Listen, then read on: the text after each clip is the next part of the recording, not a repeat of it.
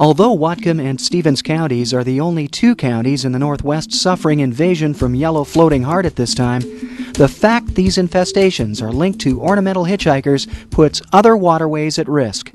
Sometimes what happens is you might buy a plant that is perfectly fine to put into your pond, but it might have an unintentional plant fragments or seeds that the nursery didn't know about, and you accidentally bought those too without your knowing it or the nursery knowing it, and then introduced it into your pond. Well, it was another lovely addition to our pond, we thought. In the springtime, it's you know, these nice green leaves with a pretty little yellow flower. It looks like a miniature water lily, and it was really spreading out, and wow, this is really taken off here, and it's lovely. But then it keeps moving out, and it keeps branching out, and then it's not so pretty. You can see right now it isn't pretty, and here you can see the root system, and it looks like a creepy monster, which we know it is now. We believe that it was a hitchhiker on another plant that we acquired from a nursery.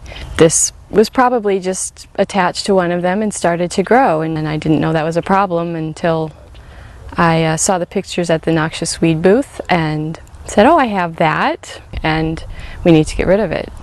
And probably means having everything else die off with it. Well, not only would it just take over the pond and muck it up, you know, the fear is that it will spread elsewhere and cause problems for other people too. Be very careful not to get it, because it's pretty devastating. You may have felt milfoil grabbing at your feet at the Blowdell swimming area. Currently, Lake Whatcom is the only lake in Whatcom County that is infested with invasive Eurasian water milfoil. It's moving around the lake and poses a threat to every other water body in Whatcom County. In this neck of the woods, the plant that we see quite often is a plant called Eurasian milfoil. These plants grow really thick mats on the surface. They become impassable for things like boating.